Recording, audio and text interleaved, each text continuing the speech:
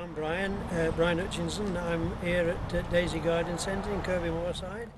My background in horticulture really is even before I finished my school days, because my father was a very keen amateur gardener, and although, dare I say, that before I left school I didn't want gardening at all, I wanted to be a joiner.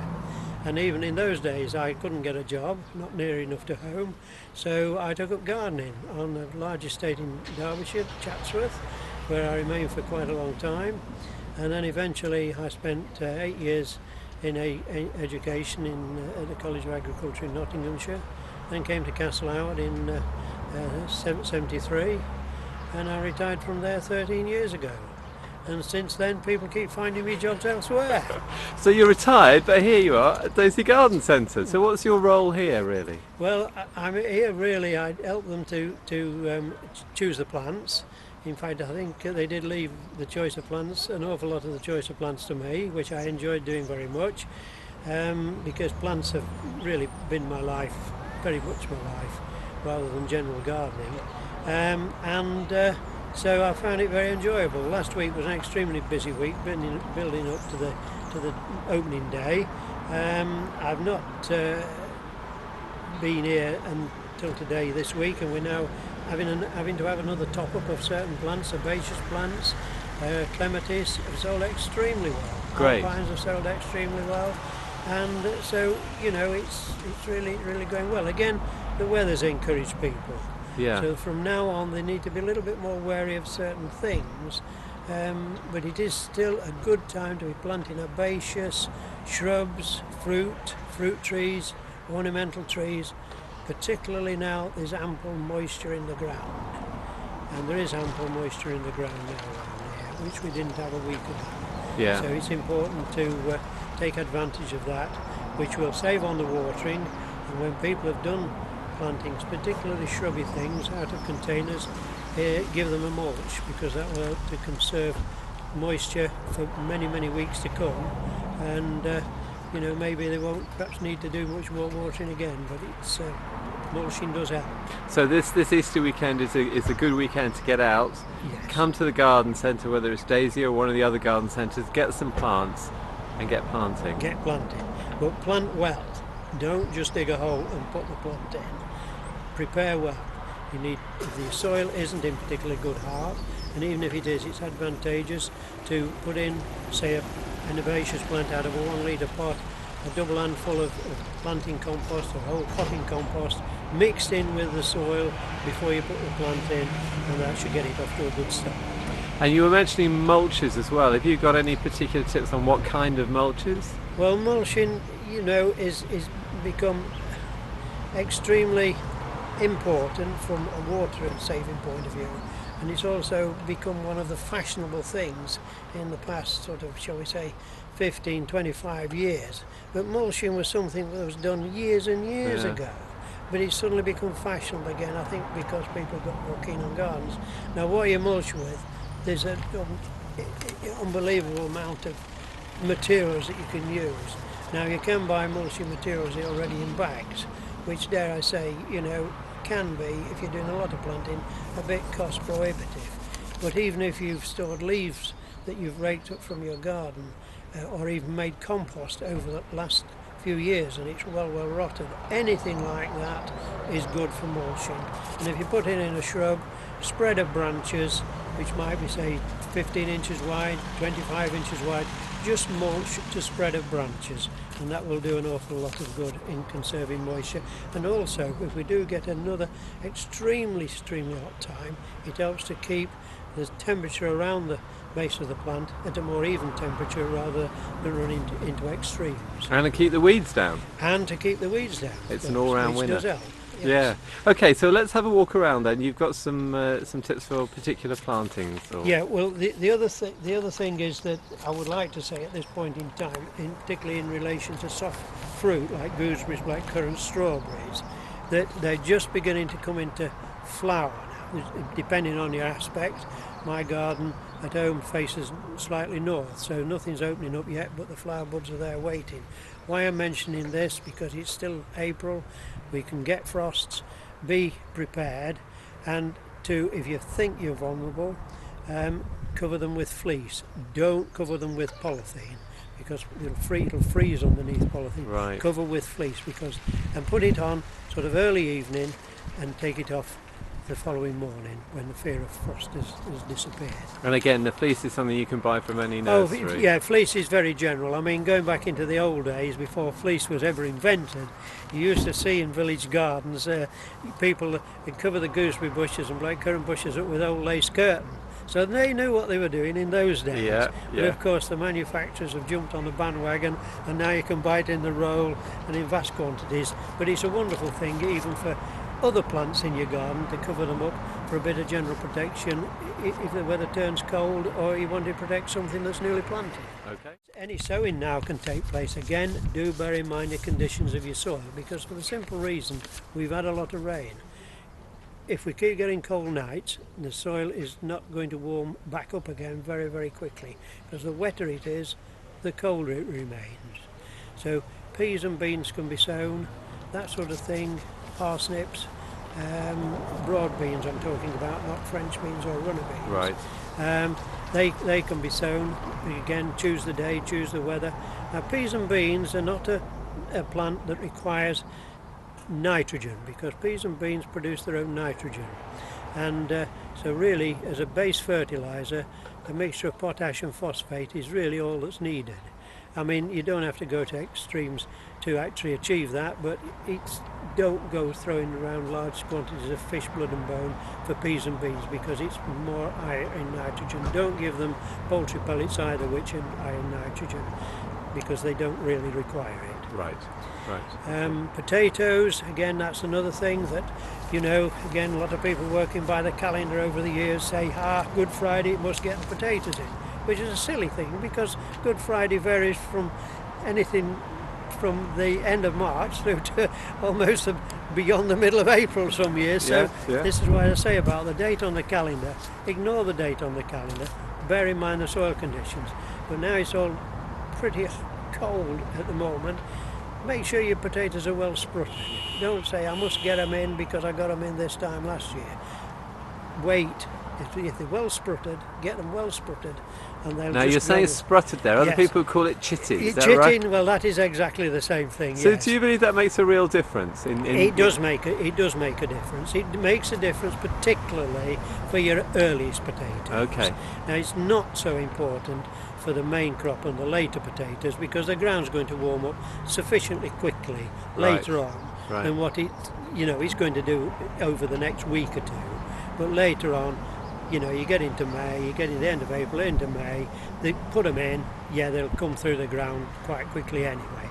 But your earlies that you're wanting early, because you want to get them early, get them well sprutted, look after them, because you're hoping to lift potatoes out of your garden while they're still expensive in the shops. Yes. So, but you're saying that now is okay if you've got your earlies and they're well chitted or sprutted. Sprutted. And then now is the time. It's okay. But it's okay. Yeah. Yes, it's okay. Yes, that's certainly. But I think that we need to bear in mind that the aspect of the garden is something, because if the aspect of the garden is flat or sloping slightly south, it's going to be warmer than if it's slightly sloping north. Right. Makes quite a difference. Yeah. Okay. Tomatoes are another thing that for people with greenhouses, there's always this keenness to grow their own tomatoes. Now again, there's a temptation to, when you see the first tomato plants available, I've got a greenhouse, yes, I can get on with it. But again, unless you can maintain a absolute minimum temperature of 45, don't put tomatoes in your greenhouse yet. And even when you do, keep them in the smaller pots as long as possible, because a smaller volume of soil will stay warmer and remain warmer longer than if you end up by putting them in a grow bag and it's over watered. Keep them on the drier side. If you feel that they're not doing as well as they might do, give them a feed of things like phosphagen, high in potash. Give them a few feeds. I've got my tomato plants in 10 centimetre pots, and they've even got a flower trussle at this stage. Really, this early? Yes. Get them into a good size before you plant them, and don't overwater them. And another thing, people with them in grow bags in greenhouses, it's not a bad idea to put that grow bag, if they have to grow them in grow bags. I don't quite do that. I grow mine in, I go into a larger pot, standing on a bag of compost, and the roots go into the bag of compost and the pot's sitting up above. Right. And you've got more control of it. But even on with a grow bag or whatever, stand it on an inch, a couple of inches of old polystyrene, because polystyrene is nice and warm. Now the coldest place in a greenhouse is the floor. There's a lot of heat lost to the floor in the greenhouse. Yeah, yeah. As old Jeffrey Smith used to say, to test the temperature of the soil, sit on the ground. You know, and if it's not fit to sit on, I've heard with your bare bottom, Brian. I've heard well, that. It's enough through my thin trousers.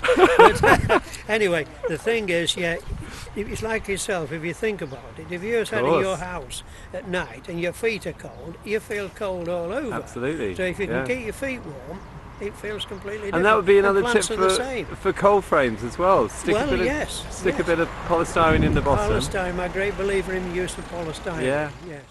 If people have not at this stage actually given their fruit bushes, their shrubs, their fruit trees, etc., any fertiliser, I don't mean to say that they need to be given large quantities.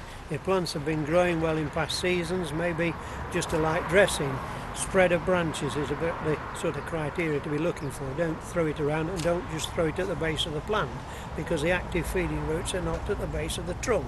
They're out there somewhere. Right. So it depends again on whether you feel, the individual feels that those plants needed something because they weren't doing very well last year. But get it on as soon as possible now, because, the soil moisture there is right. But of course, unless we get any more rain, it's not going to get washed in. But a mulch on top will help to keep the moisture there, and from the soil moisture, it'll work its way into the soil eventually. Right. But a general dressing for feeding of plants like that is probably bloodfish and bone, according to the recommendations on the packet. Okay. Great. Yes, talking about other seasonal things at this time, for those of you who haven't got round to pruning shrubs that flowered during late summer and into autumn last year, if they do require pruning, and most deciduous shrubs benefit from a prune, the ones that flower like buddleias, potentillas, spireas, and lots more that you know that you've got in your own garden. You prune them in the spring because they've got all the season to grow through until they start to flower again from midsummer onwards right through to autumn. So anything that hasn't been pruned yet wants to be done immediately. Otherwise, they're not going to have time to make that sufficient. And when you say pruning, I mean, does it vary from shrub to shrub as to how severe? It does really, but as a general guide, the guide is anything that flowers from July, end of June to July onwards the previous year wants pruning now. Right. Now a buddleia, as the years go by, will gradually get taller and taller and taller. So obviously, plants generally want to be allowed to grow a bit anyway, to establish, as they do over the years. But prune them now. And dogwoods the same.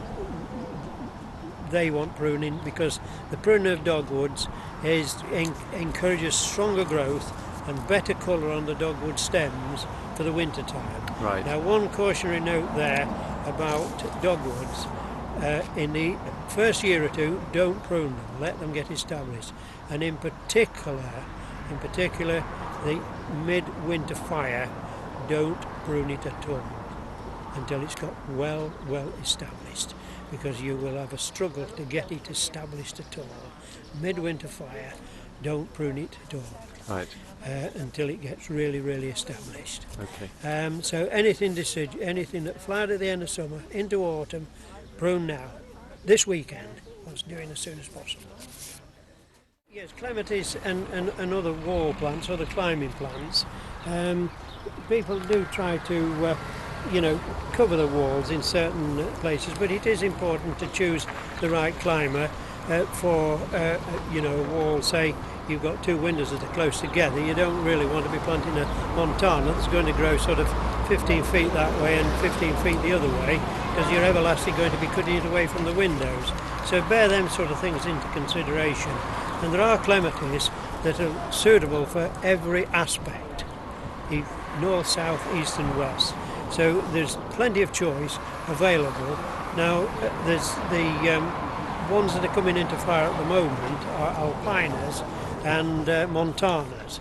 So they could be planted while they're in flower and then they'll continue to grow.